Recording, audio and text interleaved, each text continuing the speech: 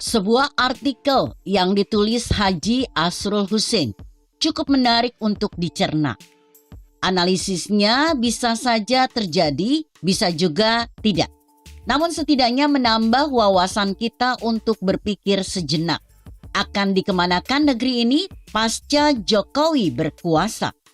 Berikut penggalan ulasannya yang disadur dari Kompasiana.com. Kelihatan Presiden Jokowi akan mendukung Prabowo bila Ganjar Pranowo dibuang oleh Megawati atau lepas daripada PDIP yang membesarkannya sehingga menjadi Gubernur Jawa Tengah saat ini. Kondisi majunya Puan ini sepertinya sudah mendekati final dengan sebuah tanda telah bertemunya Puan dan Muhaimin Iskandar atau Caimin kemarin di TMP Kalibata, Jakarta. Baik Puan maupun Caimin sama stresnya mencari pasangan karena keduanya tidak memiliki elektabilitas yang mumpuni untuk dicapreskan dan diwacapreskan. Hanya Puan yang potensi diwacapreskan. Nah, sama juga Megawati dengan Caimin bahwa elit PKB semua memberi laporan asal Bapak senang, ABS. Maka dengan percaya dirinya, Caimin ingin maju sebagai cawapres, malah capres. Caimin juga sama dengan Puan, tidak melakukan analisa SWOT terhadap dirinya yang lemah elektabilitas dan pengaruh positif dari warga senior NU. Kunci kandidasi Pilpres 2024 memang ada di dua partai besar ini, PDIP dan Partai Gerindra. Kenapa parpol lain berputar di ruang hampa saja? Karena PDIP dan Gerindra masih menari dan bernyanyi solo. Antara Megawati, Prabowo, dan Jokowi masih saling melirik di kamarnya masing-masing. Begitu juga kenapa SBY gerah sampai ketakutan terjadinya hanya dua pasang capres. Ada yang tahu?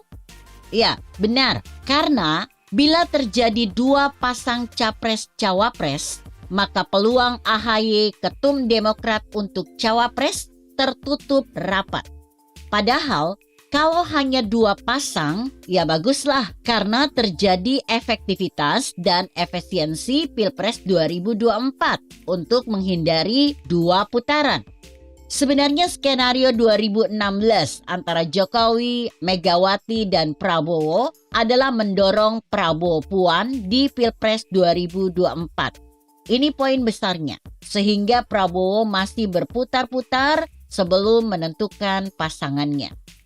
Tanda tersirat atas kesepakatan yang tidak tertulis, signal politik, adalah bergabungnya Prabowo di pemerintahan Jokowi Ma'ruf, melepaskan diri sebagai oposisi dan bersedia menjadi Menteri Pertahanan pasca kekalahannya di Pilpres 2019.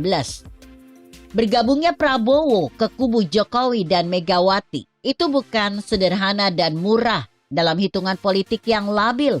Hanya kuda coklat dan putih yang bisa menjadi saksi pembicaraan antara Jokowi dan Prabowo di Hambalang.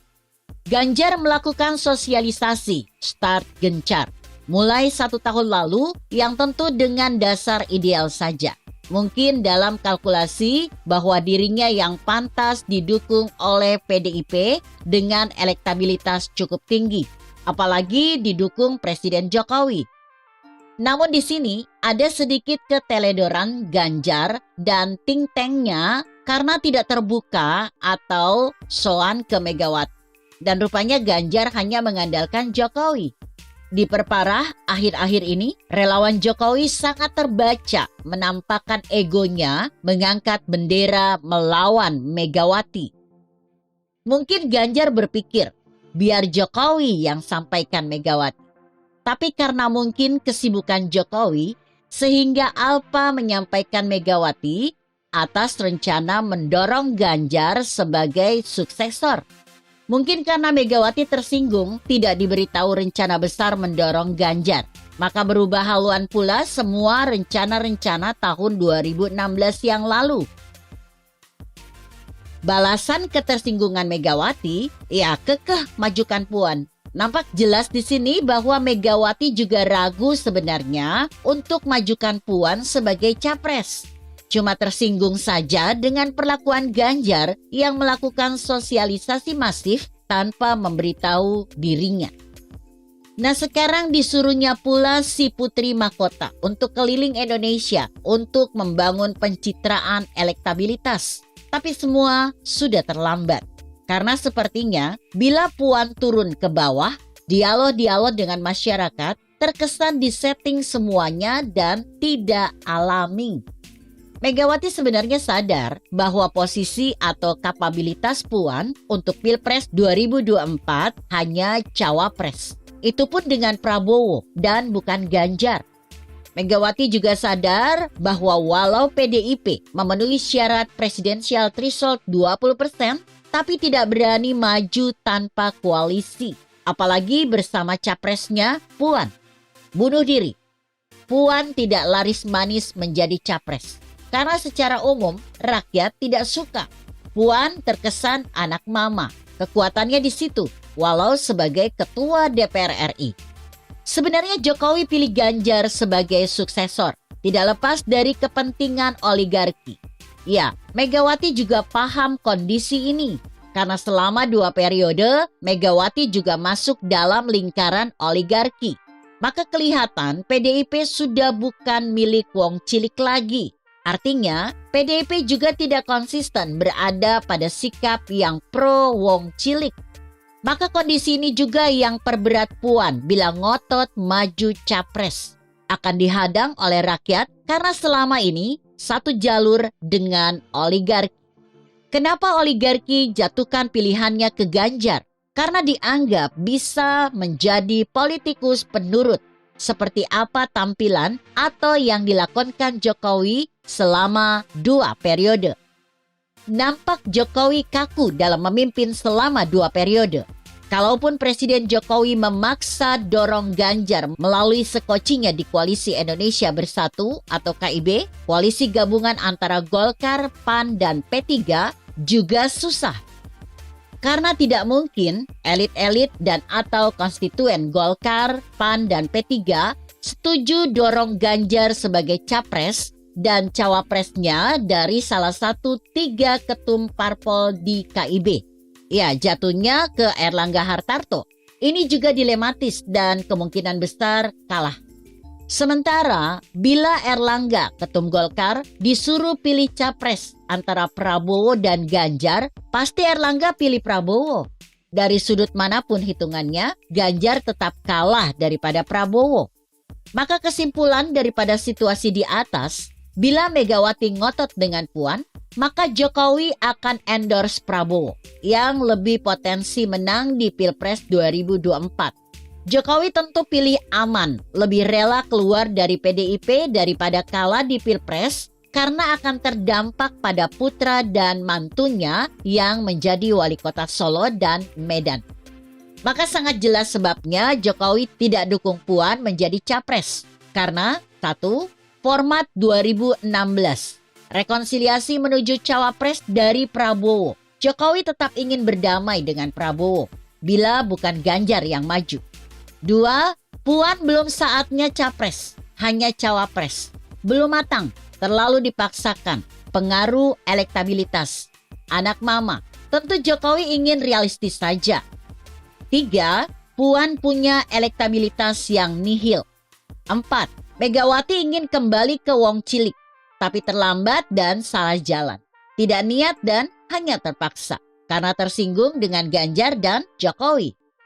5. Jokowi ingin perlihatkan dirinya sebagai manusia konsistensi atas sebuah resiko mendukung Ganjar.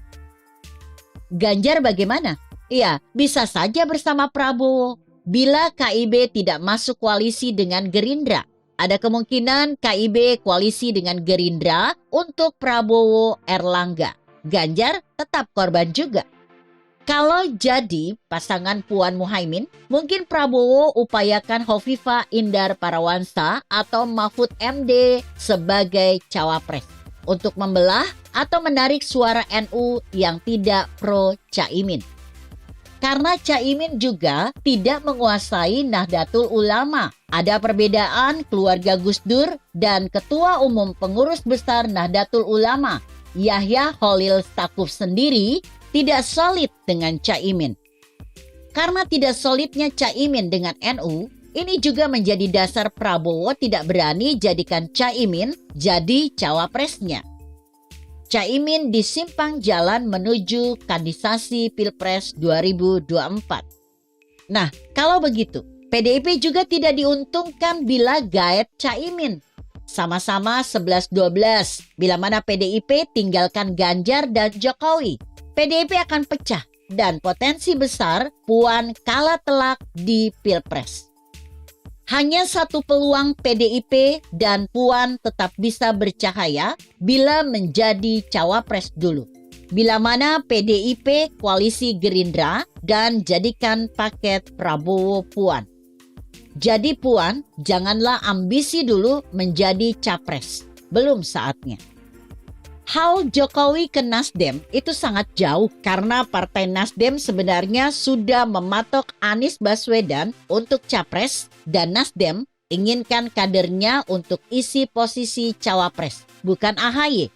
Bisa jadi JK ingin pasangkan Anies dengan Sandiaga Uno, Menteri Pariwisata.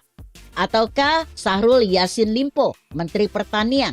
Kedua menteri ini berasal dari timur dan bisa punya pengaruh dari timur Indonesia untuk mendongkrak suara Anies. Tapi AHY ngotot juga ingin menjadi cawapres. Sama ambisinya Caimin ingin menjadi cawapres, bukan capres. Dia tahu dirinya lemah. Maka yang alot di rencana koalisi Partai Nasdem, PKS, dan Demokrat saat ini adalah tawar-menawar posisi AHY di cawapres. Tapi sepertinya ini berat. Sebagai catatan penutup yang publik perlu ketahui bahwa kenapa Anies kelihatan santai menuju Pilpres 2024. Karena ada kingmakernya, Yusuf Kala atau JK yang atur bidak catur politik kandidasi untuk berkompetisi dengan Prabowo, Megawati, dan Jokowi. Kenapa pula Nasdem mengusung Ganjar dari hasil Rapimnas Nasdem? Ya, untuk mengacaukan lawan. Tapi itu sah-sah saja dari sebuah strategi politik yang tidak berbasis kader. Dalam kandidasi di dalam Partai Nasdem, ada JK yang menjadi kingmaker Anies Baswedan. Artinya, Surya Paloh dengan Nasdemnya akan ikut petunjuk JK dan Surya Paloh dipastikan patuh pada JK. Kalau analisa penulis di atas bisa mendekati kebenaran, maka setidaknya dalam kondisi normal akan ada 3 pasang tanpa Ganjar Pranowo. Namun bisa terjadi head to head antara Prabowo dan Anies. Begitu kira-kira. Bagaimana menurut Anda? Jika Anda berpendapat lain, tuliskan komentar Anda di bawah ini. Saya Emma, Karisma 90.